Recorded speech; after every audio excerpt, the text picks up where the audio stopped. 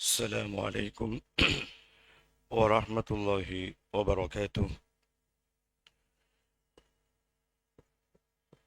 உங்கள் அனைவரின் மீதும் ஏக இறைவனின் சாந்தியும் சமாதானமும் உண்டாகட்டுமாக. அல்ஹம்துலில்லாஹி ரப்பில் ஆலமீன் والصلاة والسلام على سيد الأنبياء والمرسلين وعلى آله وأصحابه أجمعين ومن تبعهم بإحسان إلى يوم الدين. أما بعد، فقد قال الله تعالى في كلامه العظيم والفرقان المجيد: أعوذ بالله من الشيطان الرجيم، بسم الله الرحمن الرحيم، وَلَقَدْ يَسَّرْنَا الْقُرْآنَ لِلذِّكْرِ فَهَلْ مِن مُدَّكِرٍ. அளவற்ற அருளாளனும் நிகரற்ற அன்புடையோனுமாகிய எல்லாம் வல்ல அல்லாஹுவின் திருப்பெயரால் துவங்குகிறேன். சலாத்தும் சலாமும் உயிருக்கு உயிரான, உயிரிலும் மேலான ரஹ்மத்துல்லில் ஆலமீன் அகிலத்தின் அருட்கொடை அன்னலம் பெருமானார் ஸல்லல்லாஹு அலைஹி வஸல்லம் அவர்களின் மீதும், அன்னாரினுடைய குடும்பத்தார்கள், நபி தோழர்கள், நபி தோழியர்கள், நற்பாக்கியங்கள் நிறைந்த உம்மத்தினர்கள் அனைவரின் மீதும், குறிப்பாக சிந்தனைகளை சீராக்கி உள்ளத்தை பரிசுத்தப்படுத்துகின்ற இந்த இனிய அமர்வில் குழுமியிருக்கின்ற உங்கள் அனைவரின் மீதும் ஏக இறைவனின் சாந்தியும் சமாதானமும் உண்டாகட்டுமாக. அல்லாஹ்வினுடைய பேரருளால் நம்மீது கடமையாக்கப்பட்ட ஐவேளை தொழுகைகளில் ஒன்றான மக்ரிப் தொழுகையை ஜமாத்துடன் நிறைவேற்றிவிட்டு ஒரு இனிய அமர்வாக இந்த ஈமானிய அமர்விலே நாம் எல்லாம் ஒன்று கூடியிருக்கிறோம். அல்ஹம்துலில்லாஹ். நம் அனைவரினுடைய இந்த அமல்கள், நம்முடைய செயல்பாடுகள் எல்லாவற்றையும் அல்லாஹ் அங்கீகரித்து அதற்குரிய நிறைவான கூலியை இன்றைய அமர்வு இனிதே இன்ஷா அல்லாஹ் துவங்க இருக்கிறது. இது வழக்கமா கேட்கிற கேள்வினால கண்டிப்பாக உங்கள் எல்லோராலையும் இதற்கு பதில் சொல்ல முடியும் என்று நினைக்கிறேன். இந்த கேள்வி ஒவ்வொரு அமர்விலும் இன்ஷா அல்லாஹ் தொடரும். இன்றைய மக்ரிப் தொழுகையில் இமாம் அவர்கள் ஓதிய சூறாக்கள் என்ன? இன்றைய மக்ரிப் தொழுகையில் இமாம் அவர்கள் ஓதிய சூறாக்கள் என்ன? தெரிந்தவர்கள் கையை உயர்த்தி தாராளமாக சொல்லலாம். இன்றைய இந்த மக்ரிப் தொழுகையில இமாம் அவர்கள் 2 ரக்காத் ஓதினது நமக்கு தெரியும். அவர்கள் என்ன அத்தியாயத்தை ஓதினார்கள்?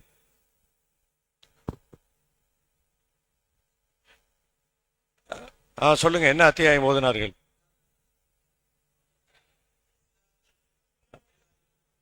அல்ஹம்துலில்லாஹ். முதல் ரக்காத்தில் வல் ஆதியாத், சூரத்துல் ஆதியாத்தை ஓதினார்கள். 2வது ரக்காத்தில் காஃபிரூன் என்ற அந்த அத்தியாயத்தை இனிதே ஓதியிருக்கிறார்கள். அல்ஹம்துலில்லாஹ். கடந்த நம்முடைய அமர்வில் நாம் பகிர்ந்து கொண்ட செய்திகள், அதை பற்றி ஒரு முன்னோட்டமாக இந்த அமர்விலும் ஒரு இணைப்பை நாம் ஏற்படுத்தி கொண்டால்தான் இந்த அமர்வில் உள தூய்மையோடு நம்மால் பயணிக்க முடியும். கடந்த நம்முடைய சில அமர்வுகளில் நாம் எடுத்துக்கொண்ட ஒரு மைய கருத்து. ஒரு புத்தகத்துக்கு முன்னுரை இருப்பதை போல கடந்த சில அமர்வுகளில் நாம் எடுத்துக்கொண்ட மைய கருத்து ஃபலாயில் மஜாலிசு திக்ர், திக்ர் சபைகளின் சிறப்புகள்.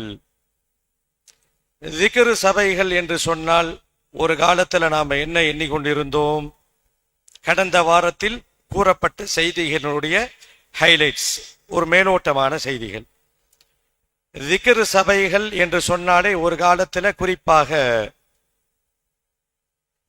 இந்த ஊரில் எப்படி இன்றைக்கும் எப்படி கணிக்கப்படுகிறது திக்ர் சபைகள் அப்படின்னா, கூட்டமாக ஒன்று சேர்ந்து கொண்டு ஒரு தஸ்பீகை எடுத்துக்கொண்டு அந்த தஸ்பீகை உறக்க சப்தத்தோடு கூறி அதில் முதல் எழுத்தை டெலிட் செய்துவிட்டு அடுத்த எழுத்தை திரும்பவும் சத்தத்தோடு கூறி இன்னொரு எழுத்தையும் கட் செய்துவிட்டு சத்தத்தோடு கூறுகின்ற ஒரு நடைமுறை பழக்கம் இருந்தது, இன்றைக்கும் இருக்கிறது.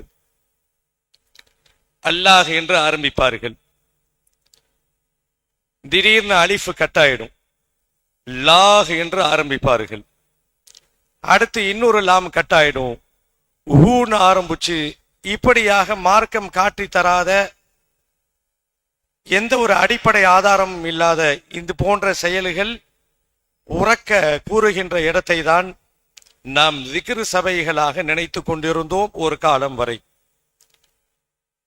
ஆனால் திக்ர் சபைனா அப்படி கிடையாது. கடந்த அமர்வுல நாம விளக்கம் கொடுத்தோம். திக்ர் என்று சொன்னால் நினைவூட்டுதல், மஜ்லிஸ் என்று சொன்னால் சபை, இறைவனை நினைவூட்டக்கூடிய சபை. இப்போ இந்த இடத்தில் ஒரு சின்ன செய்தி கலவையாக ஒரு செய்தி நாம் அறிந்து கொள்வது நமக்கு பொருத்தமாக இருக்கும் என்று நினைக்கிறேன்.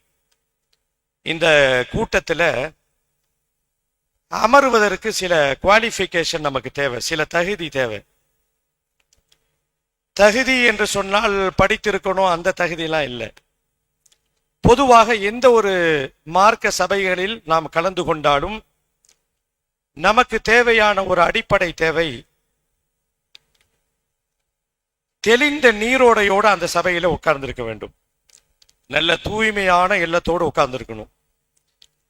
ஏன் இதை கூறப்படுகிறது என்று சொன்னால், இப்படியெல்லாம் மனிதர்கள் இருப்பார்களோ என்று நினைக்கிற மாதிரி நம்மிடத்திலே சில கேரக்டர்களை நாம் பார்க்க நேரிடுகிறது. அன்றைக்கு இது போல ஒரு தஃப்சீர் வகுப்பு ஒரு பள்ளியில நடந்துட்டு இருந்துச்சு.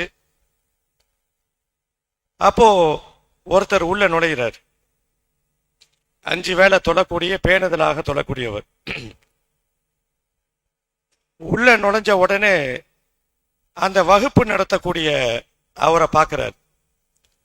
பார்த்துட்டு இவர் தான் நடத்துறாரா அப்படின்னு அந்த சபையை புறக்கணிச்சிட்டு போயிட்டார். இது போன்ற மனோபாவம் நம்மிடத்திலே எந்த சபையில் கலந்து கொண்டாலும் இருக்கக்கூடாது. நமக்கு பிடித்தமானவர் சொன்ன கருத்து தான் நாம் பின்பற்ற வேண்டும், நம்மளுடைய ஆதரவாளர் சொல்லக்கூடிய கருத்து தான் நாம் பின்பற்றணும் என்ற நிலையோடு மார்க்க சபைகளிலே யாருமே உட்காரக்கூடாது. இது மார்க்கம் கற்றுத்தருகின்ற ஒரு அடிப்படை விஷயம்.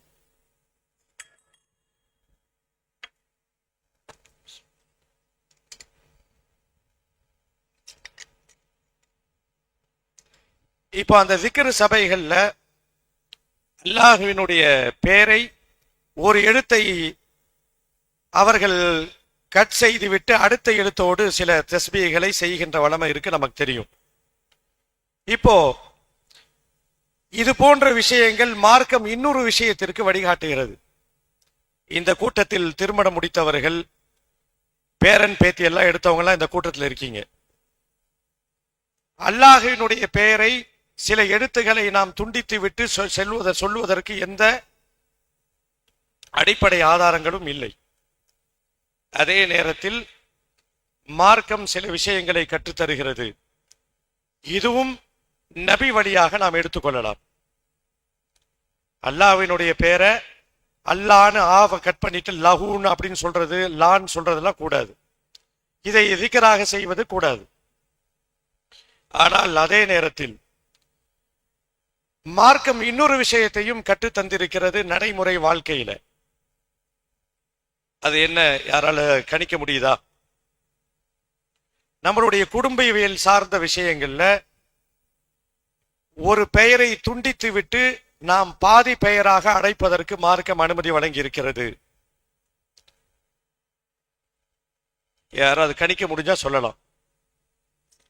அல்லாஹ்னு வார்த்தைய ஆன்னு கட் பண்ணிட்டு லான்னு கத்துறது, லஹூன்னு கத்துறது, ஹூன்னு கத்துவது கூடாது. இது நமக்கு தெரிஞ்ச விஷயம். ஆனால் ஒரு பெயரை இஸ்லாம் நமக்கு வழங்கி இருக்கின்ற ஒரு சலுகை, அதுவும் குடும்பவியல் சார்ந்த ஒரு சலுகை. அந்த முழு பெயரை நீங்கள் பாதியாக துண்டித்து விட்டு அந்த பெயரை சொல்லலாம் என்று மார்க்கம் நமக்கு வழிகாட்டி இருக்கிறது. யாராவது சொல்ல முடிஞ்சா சொல்லுங்க. அதாவது குடும்பவியல் சார்ந்த விஷயம்.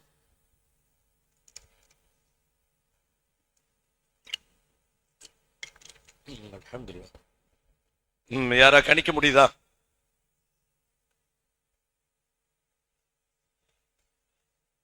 அல்ஹம்துலில்லாஹ், சரியான முறையில் ஒரு சகோதரர் கணித்திருக்கிறார். அதாவது நம்மளுடைய மனைவிமாருடைய பெயரை பாதியாக சுருக்கி செல்லமாக கூப்பிடுவதற்கு மார்க்கம் அனுமதி வழங்கி இருக்கிறது. இந்த கூட்டத்தில் இருக்கக்கூடியவர்கள் இந்த சபை முடிஞ்சு வீட்டுக்கு போன உடனே இதை அமல் செய்வார்கள் என்று எதிர்பார்க்கப்படுகிறது. அதாவது ரசூலுல்லாஹி ஸல்லல்லாஹு அலைஹி வஸல்லம் அவர்கள் ஆயிஷா அம்மையாரை, உம்மஹாத்துல் மூமினீன், இறை நம்பிக்கையாளர்களின் அன்னை என்று அழைக்கப்படக்கூடிய ஆயிஷா ரலியல்லாஹு அன்ஹா அவர்களை செல்லமாக ஆயிஷ் என்று அழைத்ததாக நாம் ஹதீஸ்களிலே பார்க்கிறோம். அந்த அடிப்படையில் நம் மனைவியினுடைய பெயரை செல்லமாக பாதியாக நாம் கட் செய்து விட்டு அழைப்பதற்கு மார்க்கம் அனுமதி வழங்கி இருக்கிறது. இது குடும்பவியலில் ஒரு குதூகலத்தை உண்டாகுவதற்கு இது ஒரு காரணமாக இருக்கும். இந்த கூட்டத்தில் 60 தொட்டவங்கள்லாம் இருக்கிறீங்க.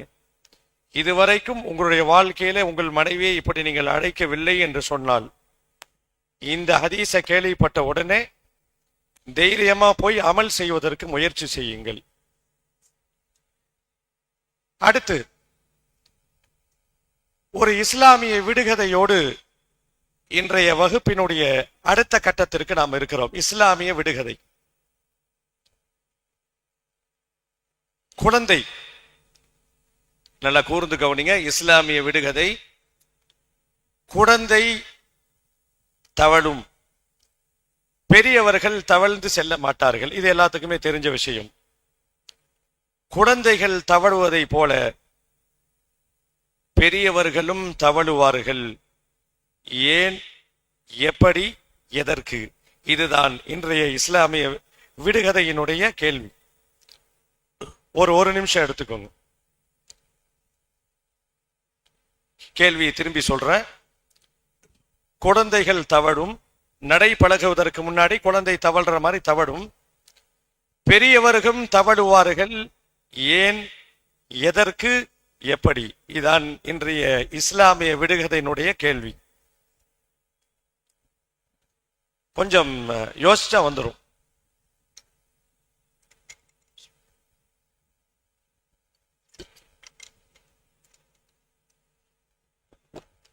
சொல்லலாமா?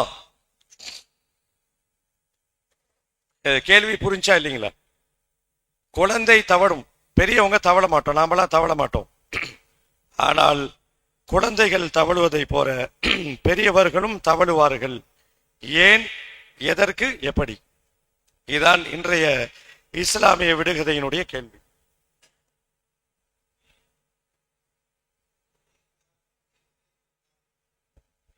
வயோதிகத்தின் காரணமாக எல்லாமே தவழ மாட்டாங்கல்ல, படுத்த படுப்பையா இருப்பாங்க. இதற்கும் இஸ்லாமிய வழிபாட்டுக்கும் ஒரு தொடர்பு இருக்கு. ஜி, தவாஃப் தவழல, குழந்தை தவழ்ற மாதிரி நாம தவாஃப் சுத்திரம் இல்லை. அதாவது கேள்வி என்னன்னா, குழந்தைகள் தவழுவதை போல பெரியவர்களும் தவழுவார்கள் என்று ஒரு செய்தி கூறப்பட்டிருக்கிறது. ஏன், எதற்கு, எப்படி? இதான் கேள்வி.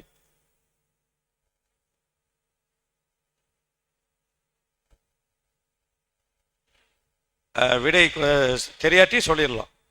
கொஞ்சம் யோசிக்கலாமே. ஒரு குழு வேணா தரேன், சொல்லுங்க. இப்ப நான் சொன்ன இந்த செய்தி தொழுகையோடு சம்பந்தப்பட்ட ஒரு ஹதீஸ்.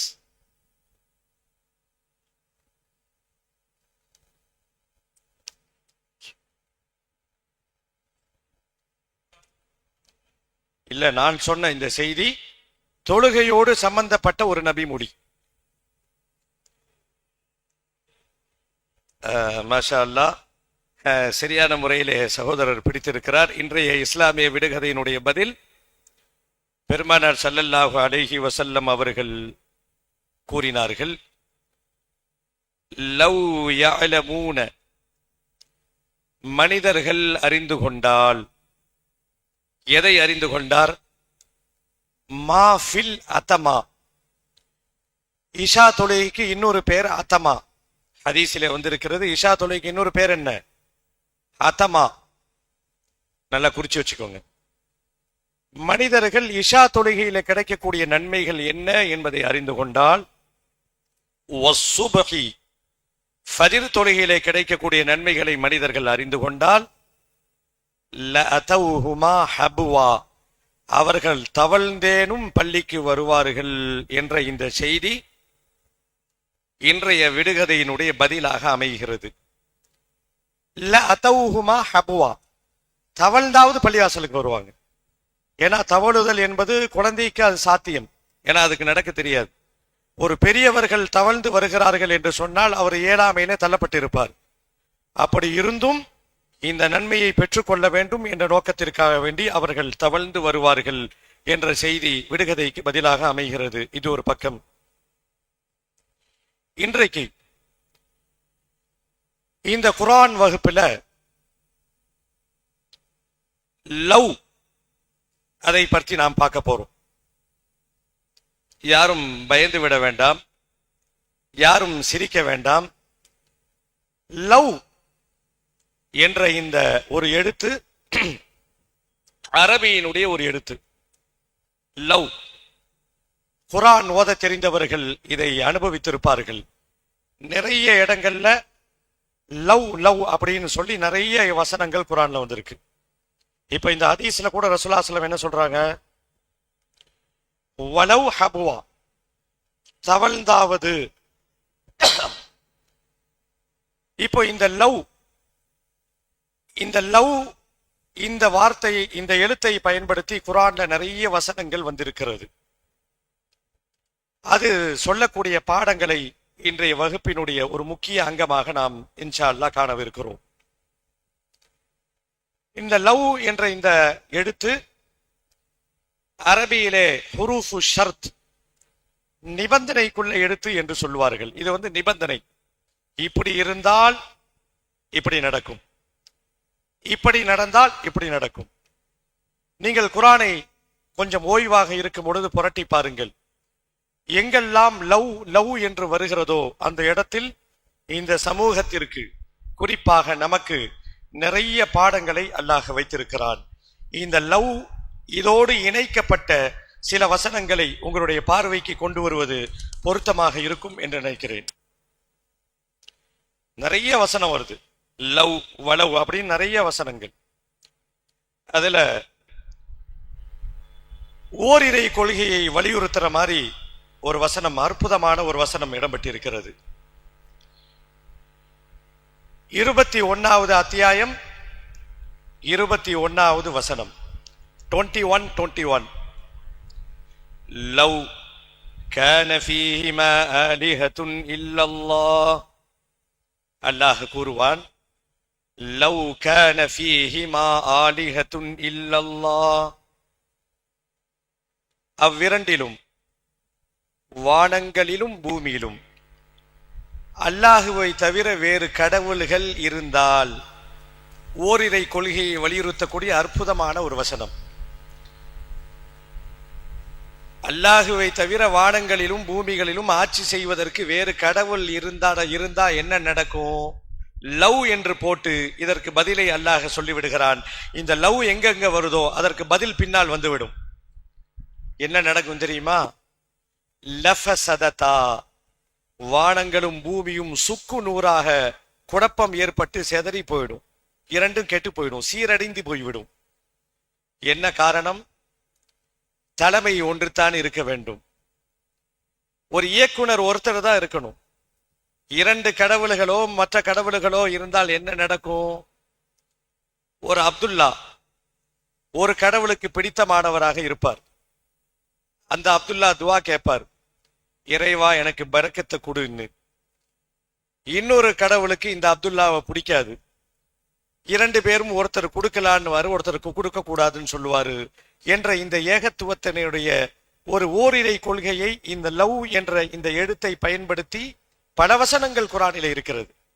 இந்த சபையினுடைய நோக்கமே குரானின் பக்கம் ஒரு ஈடுபாடு நமக்கு ஏற்படுத்துறது தான். ஏன்னா இங்க நிறைய தர்ஜுமா படிக்கக்கூடியவர்கள் பெரியவர்கள்லாம் இருக்கீங்க.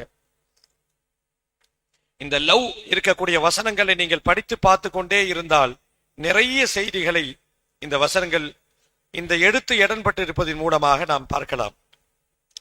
அடுத்து இந்த லவ் எழுத்தை பயன்படுத்தி ஒரு வேடிக்கையான சில வசனங்கள் இருக்கிறது. நபி ஸல்லல்லாஹு அலைஹி வஸல்லம் அவர்களை அந்த மக்கள் ஏற்றுக்கொள்ள தயங்கினார்கள். ஏன் ஏற்றுக்கொள்ள தயங்கினார்கள் என்பதற்கு பல காரணங்கள் உண்டு. அதுல ஒரு காரணம், அந்த மக்கள் சொல்கிறார்கள், வகாலு மாலி ஹாதர் ரசூல், இது என்ன ரசூல், வேதம் கொடுக்கப்பட்ட நபி ரசூல் தூதர் என்றெல்லாம் சொல்லுகிறீர்களே, இது என்ன? மாலி ஹாதர் ரசூல், இது என்ன தூதர்? யகுலு தஆம், நாங்க சாப்பிடுற மாதிரி சாப்பாடு சாப்பிடுறார். வயம்ஷி ஃபில் அஸ்வாக், கடை வீதிகளை போய் சுட்டுகிறார் என்று சொன்னால் பஜார்ல நடந்து போறாரு. அப்படி சொல்லிட்டு இந்த லவ் என்ற எழுத்தை பயன்படுத்தி அந்த மக்கள் சொல்லுவார்கள், லவ்லா உன்சில இலைஹி மலகுன் ஃபயகூன மஅஹு நதீரா, இவரோடு ஒரு வானவர் இறக்கப்பட்டு இவருடன் சேர்ந்து அவர் எச்சரிக்கக்கூடியவராக இருக்கக்கூடாதா என்று கேட்டார்கள். இப்ப நாம பார்த்துட்டு வர வசனங்கள் எல்லாம் இந்த லவ் என்ற எழுத்து என்னென்ன மெசேஜ்கள் எல்லாம் நமக்கு தருது. லவ் வலவ் நிறைய வசனங்கள் இருக்கிறது. அப்படி உங்களுக்கு ஏதாவது ஒரு வசனம் தெரிந்தால் நீங்கள் சொல்லுங்கள். அம்ம ஜுஸ்லி நிறைய வசனம் வரும். ஜே லவ், மாஷா அல்லாஹ், அற்புதமான ஒரு வசனம். லவ் அன்சல்னா ஹாதல் குர்ஆன அலா ஜபலின் லரைதஹு காஷிஅம் முத்தஸத்திஅம் மின் ஹஷ்யத்தில்லாஹ், இந்த குர்ஆனை நாம் மலையின் மீது இறக்கி வைத்திருந்தால், இப்படிதான் அந்த லவ்னு வந்துட்டாவே இப்படி இருந்தா என்ன நடக்கும்? காஷிஅம் முத்தஸத்திஅம் மின் ஹஷ்யத்தில்லாஹ், அல்லாஹ்வினுடைய அச்சத்தால் அவைகள் என்னவாகும்? ஹாஷியம் முத்தசத்தியம், அப்படி அது தாங்காது. இப்ப இந்த மாதிரி லவ் என்ற அந்த எழுத்துக்களோடு நிறைய வசனங்கள் இருக்கிறது. இன்னொரு வசனம், ஒரு உதாரணத்துக்கு ஒரு 3 வசனத்தை உங்கள் கவனத்திற்கு நான் கொண்டு வந்திருக்கிறேன். 3வது வசனம், இந்த குர்ஆனை பற்றி அந்த மக்கள் வினோதமான கேள்விகள் எல்லாம் கேட்டார்கள். ஏன் இவருக்கு இந்த குர்ஆன் இறங்குச்சு, வேற விஐபியே மக்காவில் கிடைக்கலையா? மக்கள் கேட்ட கேள்வி. லவ்லா நுஸில ஹாதல் குர்ஆனு அலா ரஜுலின் மினல் கரியத்தைனி அதீம், இந்த மக்காவில் இருக்கக்கூடிய பெரிய பெரிய விஐபிகள் எல்லாம் அல்லாஹ்வுக்கு கண்ணில் தெரியலையா? நம் பாஷையிலே சொல்வதாக இருந்தால், ஆஃப்டர் ஆல் சாதாரண இந்த முகம்மதுக்கா இறங்க வேண்டும் என்று மக்கள் ஏளனமாக கேட்ட வசனங்கள், லவ்வோடு இணைந்திருக்கின்ற வசனம், ஏகப்பட்ட வசனம் குர்ஆனில் இருக்கிறது. இதை தூண்டுவதுதான் நம்மளுடைய நோக்கம். கொஞ்சம் படித்து பாருங்கள். அப்போ அந்த மக்கள் கேட்கிறாங்க, லவ்லா நுஸில அலைஹில் குர்ஆனு ஜும்லத்தன் வாஹிதா, இந்த குர்ஆன் உங்களுக்கு தெரிந்திருக்கும், ஒரே இரவுல இறங்கி குர்ஆன் முழுமை அடையல. சில வாரங்களோ சில மாதங்களோ இறங்கி குர்ஆன் முழுமை அடையவில்லை. இக்ர என்று துவங்கிய அந்த மலைக்கோகை என்ன மலைக்கோகை? ஹீரா என்ற மலைக்கோகையில் துவங்கிய அந்த வேத வசனங்கள் எங்கே நிறைவு பெற்றது? மக்காவுல. ஃப்ரம் மக்கா எங்கே நிறைவு பெற்றது? அதான் எந்த பகுதி? அதாவது குரான் எத்தனை வருடங்கள் இறங்கியது? சொல்லுங்க. குரான் எத்தனை வருஷம் இறங்கிச்சு? 23 வருட காலம் குரான் இறங்கியது. அதைத்தான் அந்த மக்கள் கேட்கிறார்கள். வகால் அல்லதீன கஃபரு லௌலா நுஸ்ஸில அலைஹில் குர்ஆனு ஜும்லத்தன் வாஹிதா. இந்த குரான் பைண்டிங் செய்யப்பட்டு, அதாவது அவங்க அப்படி கேட்கல, நம்ம புரியறதுக்கு இந்த வார்த்தை ஒட்டு மொத்தமா பைண்டிங் செய்யப்பட்டு மொத்தமா இறங்கி இருக்க கூடாதா? லவ்வை பயன்படுத்துகிறார்கள். லௌலா நுஸ்ஸில அலைஹில் குர்ஆனு ஜும்லத்தன் வாஹிதா. இந்த குரான் ஒட்டு மொத்தமாக அருளப்பட்டிருக்க கூடாதா என்று மறுப்போர் கேட்கிறார்கள். அல்லாஹ் பதில் சொல்றான். கذلك لنثبت به فؤادك ورتلناه ترتيلا. அல்லாஹ் பதில் சொல்கிறான், முகம்மதே, இப்படித்தான் இதன் மூலம் உமது உள்ளத்தை பலப்படுத்திட சிறிது சிறிதாகவே நாம் குரானை அருளினோம் என்று இந்த லவ்வோடு சம்பந்தப்பட்ட எழுத்துக்களோடு சம்பந்தப்பட்ட 3 வசனங்களை உங்கள் கவனத்திற்கு நான் கொண்டு வந்திருக்கிறேன். இதை அடுத்த கட்டத்துக்கு நீங்க இன்ஷா அல்லாஹ் கொண்டு போகணும். இந்த அமர்வு,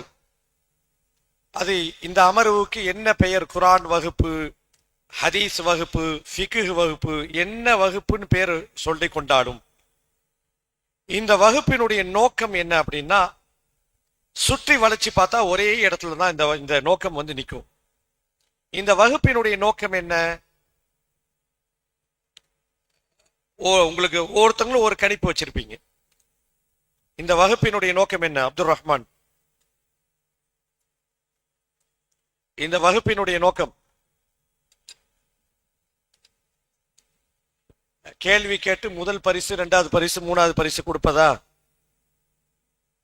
இந்த வகுப்பினுடைய நோக்கம் என்ன? சொல்லுங்க. யாராவது உங்களுக்கு எது வேணா சொல்லலாம். மார்க்கத்தை அறிந்து கொண்டு செயல்படுவது, இதுவும் நோக்கங்களில் ஒன்று.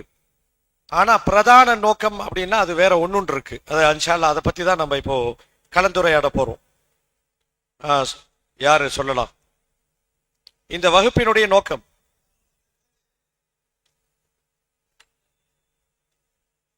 இந்த வகுப்பினுடைய எல்லா வகுப்பினுடைய ஒரே நோக்கம், குர்ஆன் பாஷையிலே சொல்லுவதாக இருந்தால் தஸ்கியத்துன் நஃப்ஸ், உள்ளத்தை பரிசுத்தப்படுத்துவது. இதுதான் நோக்கம்.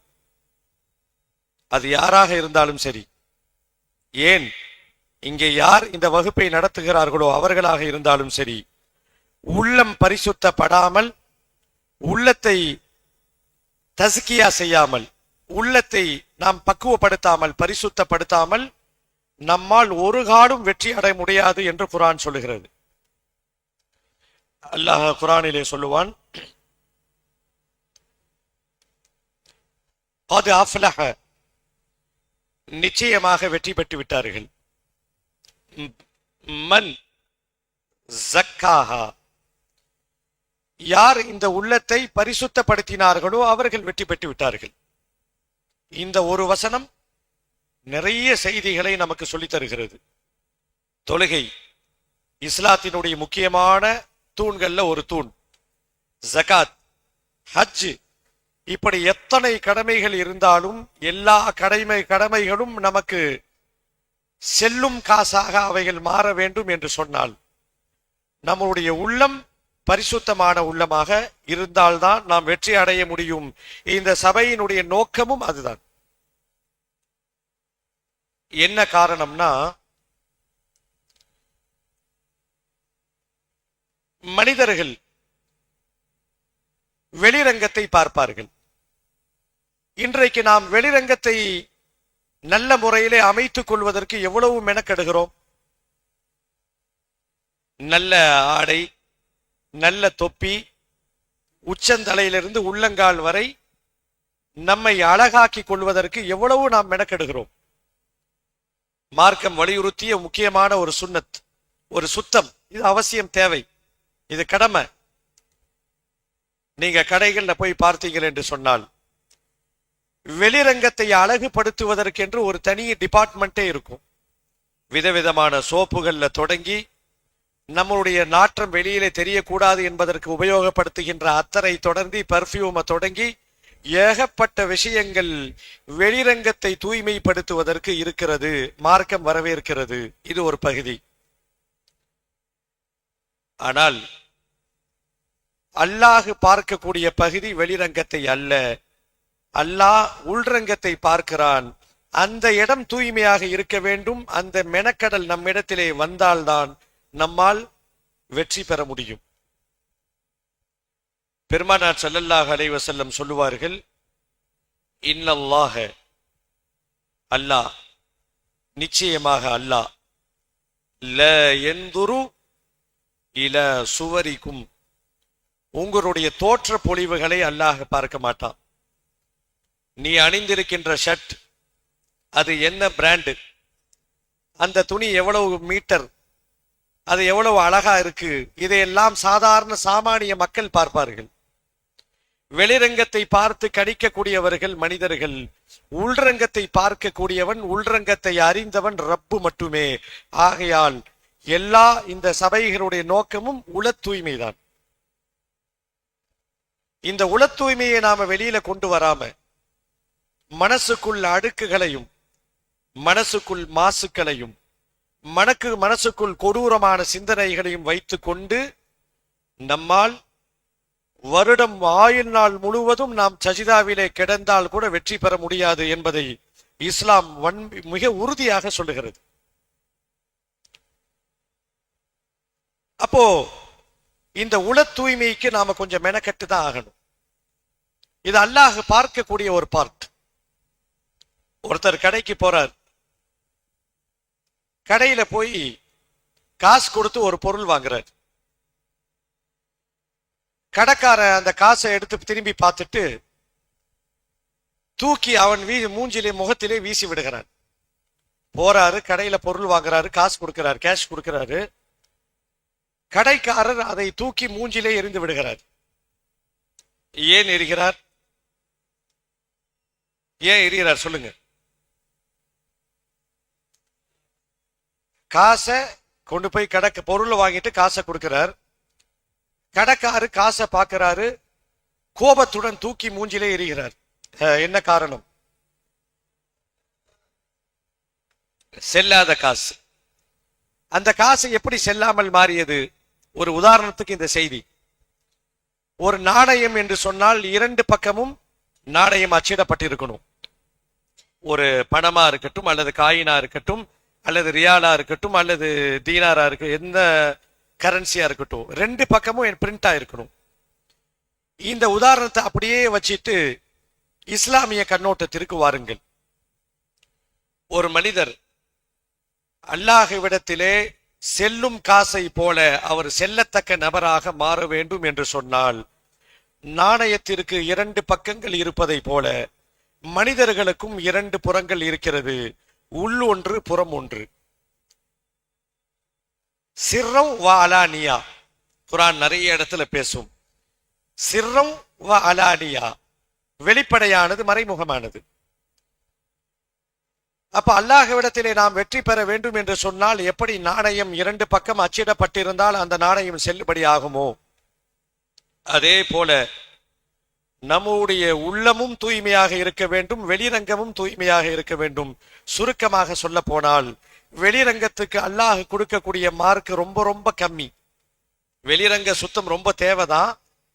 ஆனால் நாம் மறுமையில வெற்றி பெற வேண்டும் என்று சொன்னால், மிஸ்டர் கிளீன்களாக, மிஸ்டர் ஒயிட்டுகளாக இருந்தால் மட்டும் பத்தாது, உள்ளத்தால் தூய்மை அடைந்தவர்களாக நாம் இருக்க வேண்டும். இது இந்த செய்தி யார் பேசுகிறோமோ நமக்கும் சேர்த்துதான். என்ன காரணம் அப்படின்னா, பல இடங்களிலே நம் சமூகத்திலே நாம் பார்க்கிறோம், இபாதத்தில் எந்த குறைவும் இருக்காது, எல்லாத்திலையும் 100க்கு 100 மார்க் வாங்கிடுவார். ஆனால் அவருடைய உள ரீதியாக அவருடைய செயல்பாடுகள் பார்த்தால் கடுகடுப்பாக இருப்பார். யாரை எப்படி பழி வாங்கலான்னு நினைப்பாரு. யார்கிட்டையும் முகம் கொடுத்து சிரித்து பேச மாட்டார். தனக்குள் தான் ஒரு பெரிய ஆளுன் என்ற எண்ணம் எப்பொழுதுமே இருந்து கொண்டிருக்கும். இது போன்ற எண்ணம் உடையவர்கள் இவர்களை கலைப்பதுதான், இவங்களுடைய உள்ளத்தை தூய்மைப்படுத்துவதுதான் இந்த அமரனுடைய நோக்கம். குரானிலே அல்லாஹ் சொல்லுவான், ஏன் குரான் அருளப்பட்டது? பல காரணங்கள் உண்டு. குரான் அருளப்பட்டதற்கு குரான் கூடக்கூடிய பல காரணம். அதில் அல்லாஹ் சொல்லக்கூடிய ஒரு காரணம், லகது மன்னல்லாஹு அலல் முஃமினீன இத் பஅஸ ஃபீஹிம் ரசூலம் மின் அன்ஃபுஸிஹிம் யத்லூ அலைஹிம் ஆயாதி. இந்த நபி இறை வசனங்களை அவர்களுக்கு மத்தியிலே ஓதி காட்டுவார். இது ஒரு முக்கியமான பணி, திலாவத். வயுஸக்கீஹிம், அவர்களை தூய்மைப்படுத்துவார். அப்ப இந்த குர்ஆன் அருளப்பட்டத்தினுடைய முக்கியமான நோக்கம் என்ன? உளச்சுத்தம். நிறைய செய்திகளை நாம் தெரிந்திருக்கிறோம், நிறைய உம்ராக்களை செய்கிறோம், ஹஜ்ஜி செய்திருக்கிறோம், கொடை வள்ளலாக இருக்கிறோம்.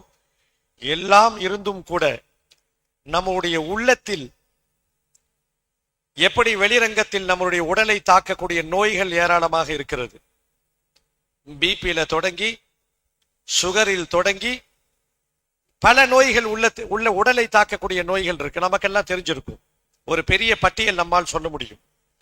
இதே போல உள்ளத்தை தாக்கக்கூடிய ஈமானை அழிக்கக்கூடிய பல நோய்கள் இருக்கு. பெருமையில் தொடங்கி,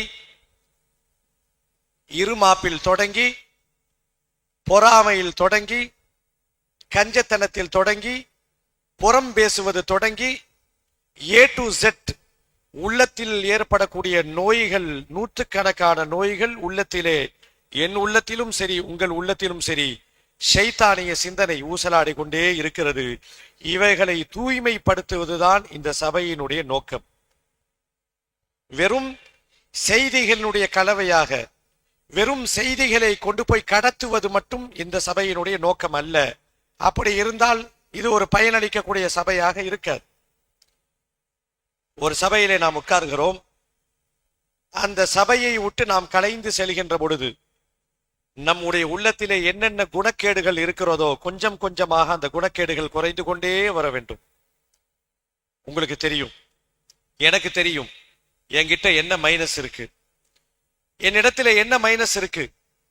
நான் பெருமை பிடித்தவனா, நான் போராமைக்காரனா, நான் கஞ்சனா, நான் புறம் பேசக்கூடியவனா, நான் கோல் சொல்லக்கூடியவனா, நான் மற்றவர்களை தவறாக எண்ணக்கூடியவனா, இப்படி என்னென்ன குறை இருக்கிறது என்பது அவங்களுக்கு தெரியும். அது உண்மைதானே? கண்ணாடிக்கு போய் முன்னாடி நிக்கிறோம், நம்முடைய வெளிரங்கத்தினுடைய அழகை பார்த்து ரசிக்கிறோம். அப்படி ரசிக்கின்ற பொழுது இன்னொன்றையும் சேர்த்து பார்க்க வேண்டும். என் உள்ளம் எப்படி இருக்கிறது, என்கிட்ட என்ன மைனஸ் இருக்கு. நான் ஏழைகளை பார்த்தால் கேவலமாக நினைக்கிறேனா, மற்றவர்களை பார்த்து நான் தவறாக எண்ணுகிறேனா? இப்படி யார் யார்கிட்ட என்னென்ன மைனஸ்கள் இருக்கிறதோ இந்த மைனஸ்களை பிளஸ்களாக மாற்றுவதுதான் இந்த சபையினுடைய நோக்கம். குர்ஆன் அருளப்பட்ட நோக்கமும் இதுதான் என்று குர்ஆனிலே அல்லாஹ் சொல்லுவான். வயுஸக்கீஹிம், பெருமானார் ஸல்லல்லாஹு அலைஹி வஸல்லம் அவர்களை தஸ்கியா செய்வார்கள். தஸ்கியானா என்ன? உள்ளத்தை தூய்மைப்படுத்துவது. நாம் குளித்தால் நம் உடல் சுத்தமாகும், வாசனை திரவியங்கள் போட்டால் நம் உடம்பு தோல் சுத்தமாகும். ஆனால் இந்த உள்ளம் சுத்தம் இருக்கு, அது ரொம்ப ரொம்ப முக்கியமான ஒரு நிலைப்பாடு. யூசுப் அலைஹிஸ்ஸலாம் கூட சொல்லுவார்கள், வமா உபர்ரிஉ நஃப்ஸி. உங்களுக்கெல்லாம் தெரிந்த செய்திதான். ஒரு நீண்ட நெடிய வரலாறு.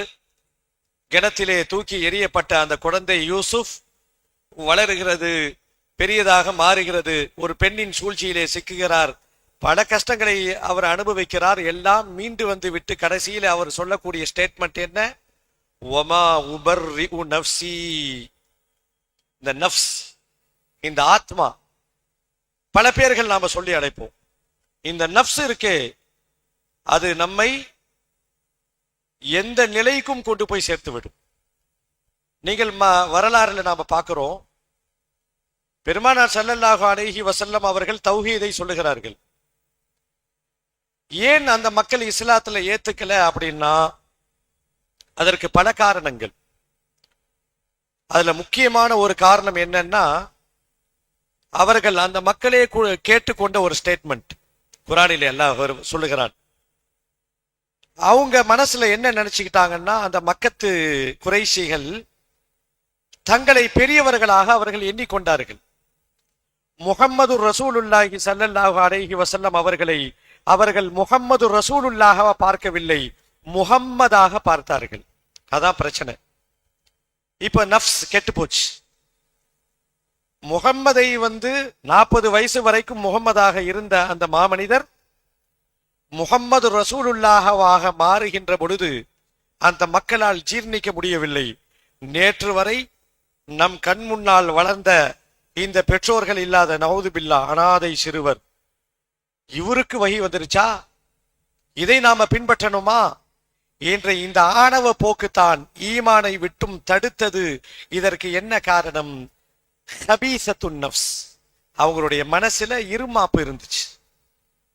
நான் பெரியார், நாங்கள் விஐபிகள், நாங்கள் விவிஐபிகள். குர்ஆன்ல செய்திகள், இது ஏதோ வார்த்தை ஜாலங்கள் அல்ல, குர்ஆன்ல வரக்கூடிய செய்திகள். அந்த மக்கள் ரசூலுல்லாஹ் கேட்கிறாங்க. என்ன கேட்கிறாங்க?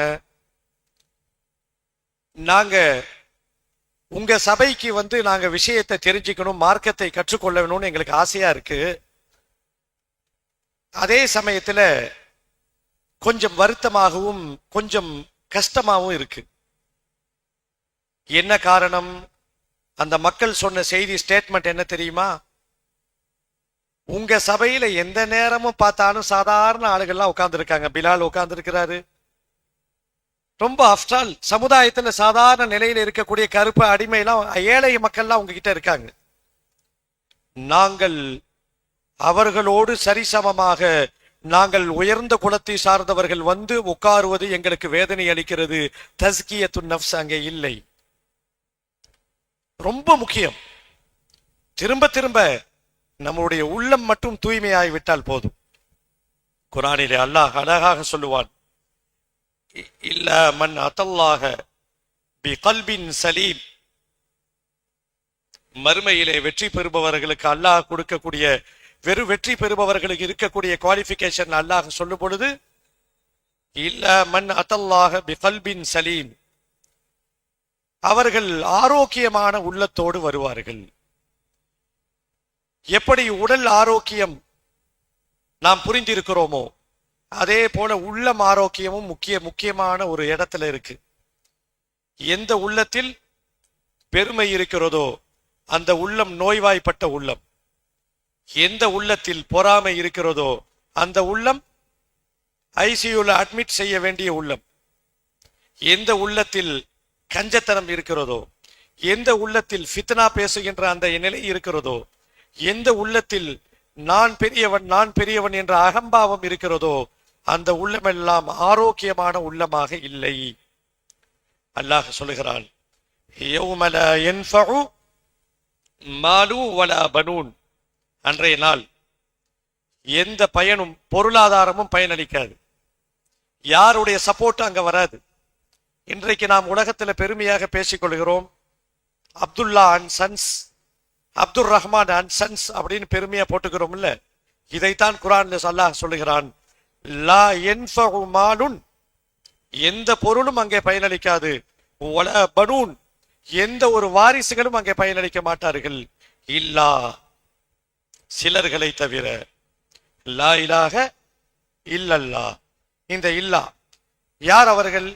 இல்லா மன் அத்தல்லாஹ பிகல்பின் சலீம், ஆரோக்கியமான தெளிந்த சிந்தனையோடு யார் இருக்கிறார்கள் வாழ்ந்தார்களோ அவர்களை தவிர என்று குர்ஆன் கூறும்.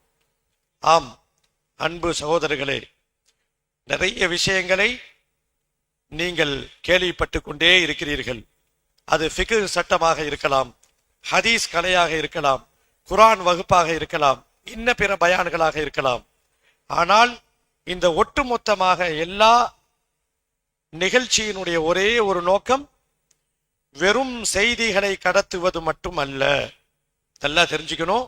செய்திகள் கடத்துவது மட்டும் நோக்கம் அல்ல, நாலேஜை இன்க்ரீஸ் பண்ணுவது மட்டும் நோக்கம் அல்ல. நம்மளுடைய உள்ளம் தூய்மையாக இருக்க வேண்டும். அதற்கு ஒரு முக்கிய காரணமாகத்தான் இந்த அமர்வுகள் இருக்கிறது என்பதை ஒரு முக்கிய செய்தியாக இன்றைய அமர்விலே நாம் தெரிந்து கொண்டோம். இது ஒரு முக்கியமான ஒரு செய்தி. என்ன காரணம் அப்படின்னா, பல காரணங்கள் நாம சொல்லலாம். நீங்க குர்ஆனிலே பார்த்தால் ஷைத்தான் ஏன் ஷைத்தானாக மாறினான், நீங்க அந்த வரலாறை பார்த்தீங்கன்னா ஷைத்தான் ஏன் ஷைத்தானாக மாறினா, என்ன காரணம்? அவன் உள்ளத்துல தஸ்கியா இல்லை. ஷைத்தான் ஏன் ஷைத்தானாக மாறினான் என்று சொன்னால், ஷைத்தான் அல்லாஹ் உயர்ந்த இடத்துல வச்சிருந்தான். ஷைத்தானுடைய பயோடாட்டாவை நீங்க பார்த்தீங்கன்னா நமக்கு பிரமிப்பா இருக்கும். பல பல டிகிரி வாங்கியிருக்கான். ஷைத்தானுடைய பயோடாட்டாவை நம்ம படிச்சு பார்த்தோம்னா ஷைத்தான் பல டிகிரி ஹோல்டராக இருந்திருக்கிறான், பட்டதாரி. மலக்குகளுடைய சபையிலே அவனும் இருந்தான். ஆனால் அவன் மலக்கல்ல, ஜின் இனத்தை சார்ந்தவன். எங்கே அவன் பிசகி போனான், எந்த இடத்துல அவன் வழுக்கி விழுந்தான் அப்படின்னா, ஒரே ஒரு இடத்துல வழுக்கி விழுந்தான், சொர்க்கத்தை விட்டு வெளியேற்றப்பட்டான். கியாமத்து நாள் வரைக்கும் ஷைத்தான் ஷைத்தான் என்று அவனை நாம் சபித்துக் கொண்டிருக்கிறோம். எங்க அவன் வழுக்கி விழுந்தான், எந்த எந்த இடத்தில், எந்த இடத்தில் ஷைத்தான் வழுக்கி விழுந்தான்? யாரும் பாத்ரூம்னு சொல்லிடாதீங்க. ஷைத்தான் வழுக்கி விழுந்த இடம் எங்கே? சரியா போயிட்டு இருந்த ஷைத்தானுடைய பாதை, அந்த ஜர்னி, வைது குல்நாளில் மலாய்க்க திஸ்ஜுது ஆதம ஃபஸஜது இல்லா இப்லீஸ் என்ற அந்த ஒற்றை கட்டளை வந்ததுக்கு பிறகு ஷைத்தான் வழுக்கி விழுந்தான். நரகத்திற்கு அவன் உரித்தானவனாக, நரகத்தின் ஏஜென்ட்டாக மாறினான். அப்ப இது கூட்டி கழிச்சு பார்த்தா நமக்கு என்ன தெரியுது? உள தூய்மை பிரதானமான ஒன்று என்பதை நாம் புரிந்து கொள்வோம். இன்ஷா அல்லாஹ் இனி தொடர்ந்து வரக்கூடிய அமர்வுகளில் இது போன்ற உள்ளத்தை பக்குவப்படுத்துகின்ற பல செய்திகளை நாம் பார்க்கவிருக்கிறோம். இன்ஷா அல்லாஹ்.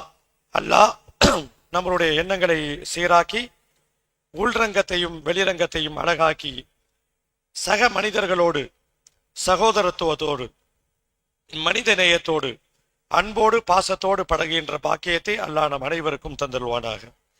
யா அய்யுஹல்லதீன ஆமனு தக்குல்லாஹ ஹக்க துகாத்தி வலா தமூதுன்ன இல்லா வஅன்தும் முஸ்லிமூன்.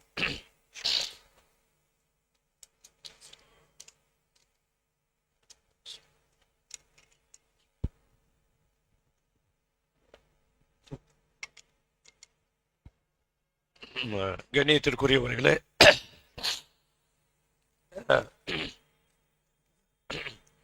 இன்றைய கேள்வி, இன்றைக்கான கேள்வி 3 கேள்விகள்.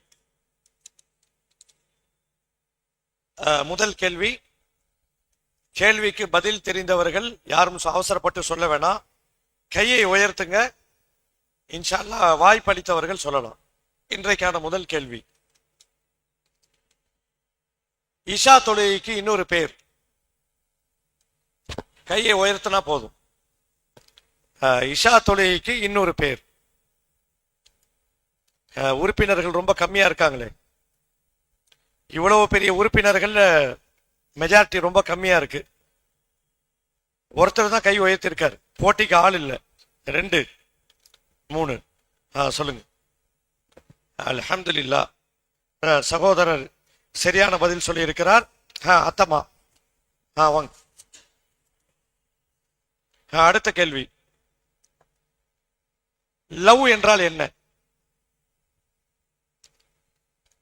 தப்பா நினைச்ச கூடாது. லவ்னா என்ன?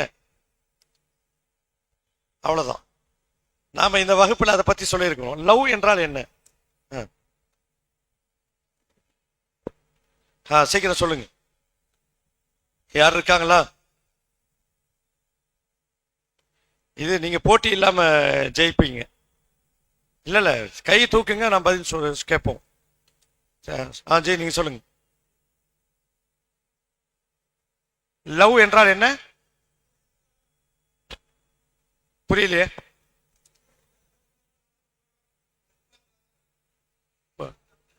நிர்பந்தமா? நிர்பந்தம் தப்பு. லவ் என்று சொன்னால் நிபந்தனை, நிர்பந்தம் இல்ல நிபந்தனை. இப்படி இருந்தால் வாங்கி நீங்க தான். ஏன்னா ஆனாலுக்கு இது சரியான பதில் சொல்லலாம்.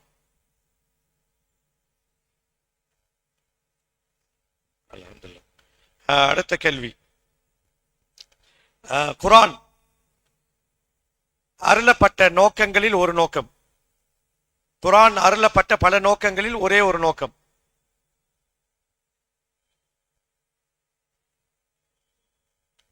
குர்ஆன் அருளப்பட்ட பல நோக்கங்கள். ஒரு வசனத்தை நம்ம ஓதி காமிச்சோம், யாருமே பதில் சொல்ல.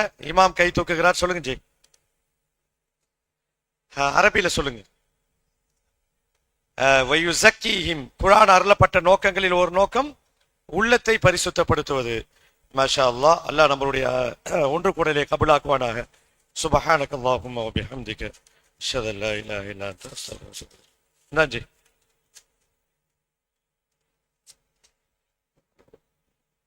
அஸ்ஸலாமு அலைக்கும்.